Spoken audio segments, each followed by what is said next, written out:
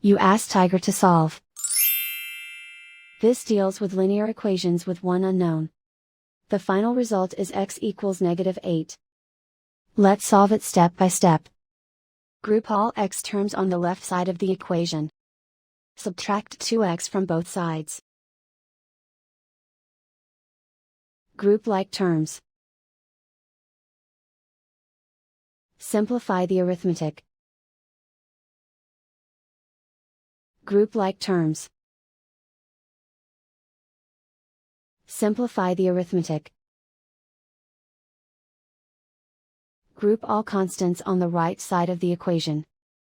Add 10 to both sides.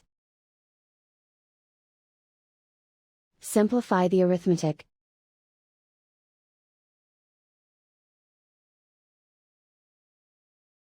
Convert the x into a positive number.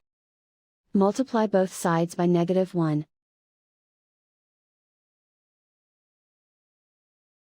Remove the ones.